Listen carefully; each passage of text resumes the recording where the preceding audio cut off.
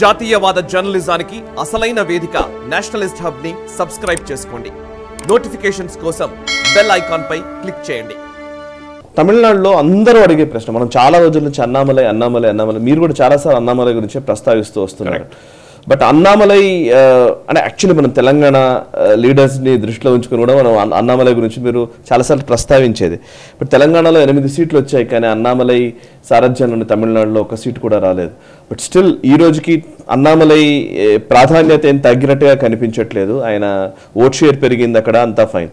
అయితే ఒక క్వశ్చన్ ఉంది నాకు, ఏంటంటే ఇప్పుడు చంద్రబాబు నాయుడు గారిని ఎన్డీఏ కూటమిలోకి తీసుకురావడము, అటు నితీష్ కుమార్ని ఎన్డీఏ కూటమిలోకి తీసుకురావడము, అంటే ఓల్డ్ ఫ్రెండ్స్ మళ్ళీ జాయిన్ అయ్యారు ఎన్డీఏలో. ఇది ముందే ఊహించారో లేదో తెలియదు కానీ, బట్ వీళ్ళనైతే లోపల తీసుకురావడం జరిగింది. ఆ రెండు స్టేట్స్లో కూడా బాగానే ఉంది, పర్ఫార్మెన్స్ బాగా చేశారు. ఒక శివసేనను కోల్పోవడము, ఒక రకంగా శివసేనలో స్ప్లిట్ రావడము, దానివల్ల మహారాష్ట్రలో నెంబర్ తగ్గాయని ఒక వాదన ఉంది.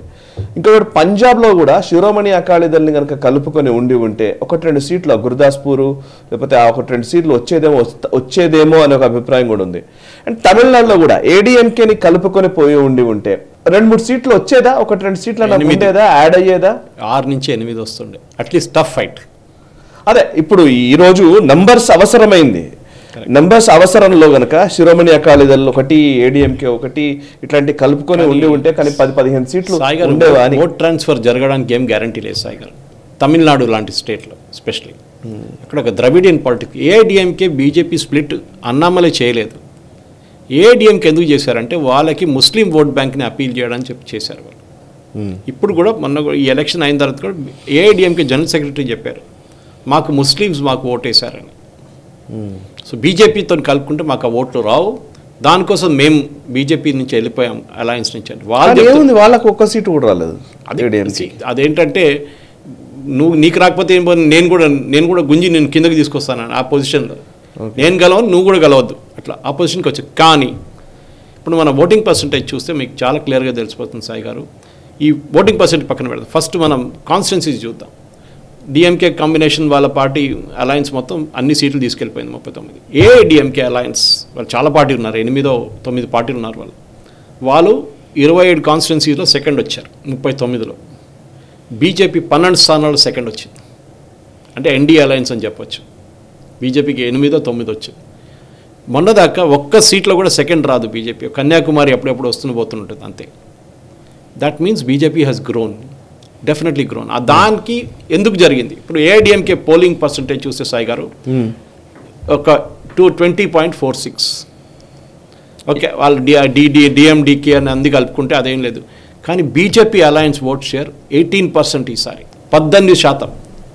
మన అన్నామలైని మనం డౌన్గా చూసుకుంటాం, కానీ ఆయన ఎలక్షన్ ఓడిపోయిండు కోయంబత్తూర్ బీజేపీ ఎన్నిసార్లు గెలిచారు సాయి గారు? ఓన్లీ అలయన్స్లో గెలిచారు బీజేపీ, అది కూడా కన్యాకుమారి కూడా అంతే, పొన్ రాధాకృష్ణ గారు. కానీ ఇక్కడ జరిగింది ఏంటంటే బీజేపీ తమిళనాడులో 11.9 ఎన్డీఏ చెప్పాను. BJP alliance combined vote share is 18%. దాంట్లో బీజేపీ ఒకటే 11%. So that is the big thing. పిఎంకేకి నా 4.2 వచ్చింది. ఎందుకంటే ఓట్ షేర్ క్యాలిక్యులేట్ చేసి అంటే అన్ని సీట్లు టోటల్ చేసి క్యాలిక్యులేట్ చేస్తారు, మీరు పోటీ చేసిన సీట్లు కాదు. కరెక్ట్, అది ఒక రాంగ్ మెథడాలజీ యాక్చువల్లీ. బీజేపీ ఎన్ని సీట్లు పోటీ చేస్తారో దాని మీద యాక్చువల్లీ ఓటింగ్ షేర్ పెట్టాలన్నమాట. సో ఈ అన్నామలై గారు కూడా ఇప్పుడు చూడండి, ఇప్పుడు కోయంబత్తూర్ అలయన్స్ ఉంటుండే ఏమవుతుండే, అన్నామలైకి 4.5 lakhs 4,50,000 ఓట్లు వచ్చింది సాయి గారు. ఏఐడిఎంకేకి ఏమో 2.36. వీళ్ళిద్దరిని కలుపుకుంటే ఆ 6 and +2 8 lakhs ఈజీగా డిఎంకే మార్జిన్ని కొట్టేసుకుంటుండే వీళ్ళు. డిఎంకే విన్నింగ్ మార్జిన్ 1.18 lakhs అంతే, క్రాస్ అయిపోతుండే ఈజీగా అలయన్స్ ఉంటుండే. Anyway that is not a debatable issue. ఎందుకంటే అట్లా కాకుండా కూడా ఇంకా 2-3 కాన్స్టిట్యున్సీలో జరిగింది. ఒకటి ధర్మపురిలో, ఇంకోటి విరుద్ నగర్లో. అక్కడ కూడా వెరీ స్లిమ్ మార్జిన్తో డిఎంకే గెలిచారు. So it's a good thing. At the same time alliance కావాలంటే డిఎంకే ఏఐడిఎంకే వాళ్ళ ముస్లిం పాస్చర్ని పక్కన పెట్టాల్సింది. వాళ్ళ పార్టీలోనే పళనిస్వామికి చాలామందికి పడదు. ఓపీఎస్ ఏమో ఇండిపెండెంట్గా నిలబడి ఓడిపోయారు ఈసారి, ఆయనే చేయబోతున్నారు. ఇంకా పక్కన ఇంకా చాలామంది ఉన్నారు. ఇప్పుడు మనం ఈ సెక్యులర్ ప్రోగ్రెసివ్ అలయన్స్ గురించి మాట్లాడాం, డిఎంకే అలయన్స్లో. దాంట్లో ఈసారి 39 గెలిచారు వాళ్ళు. Obviously that is a good number to have, 39 almost. కానీ వాళ్ళ ఓటింగ్ శాతం తగ్గించారు. 53% ఉన్న ఓటింగ్ పర్సెంట్ 2019లో తగ్గి 46కి వచ్చింది. They have lost 6% vote share, అది మొత్తం 6% బీజేపీకి వెళ్ళింది, ఎన్డీఏ అలయన్స్కి వెళ్ళింది. That is the difference. So 6% ఈ జరిగితే కేరళ లాజిక్ యూస్ చేస్తే నెక్స్ట్ ఎలక్షన్లో అది 11 నుంచి మినిమం 16, 17, 18% దాకా రావాలి. నేను అప్పుడే అన్నామలై గురించి మాట్లాడుతూ చెప్పాను మీకు, ఆయన road map 10 years. Overnight మీరు ద్రవిడియన్ పాలిటిక్స్ని మార్చలేరు. That is very very clear. True. So that is why Tamil Nadu it's a wait and go. ఇంకా దీనిలో చాలామంది ప్లేయర్స్ ఉన్నారు. టీటీవీ దినకరన్ మన పాత ఏడిఎంకే అమ్మ పార్టీ, ఏఎంఎంకే, జయలలిత వాళ్ళ నెవ్యూ, చాలామంది ఇట్లా ఉన్నారు అక్కడ. So even OPS for example, ఆయన ఇండిపెండెంట్గా రామనాథపురం నుంచి పోటీ చేశారు, కాన్స్టిట్యున్సీ నుంచి. అక్కడ మైనారిటీ డామినేటెడ్ కాన్స్టిట్యున్సీ, ముస్లిమ్స్.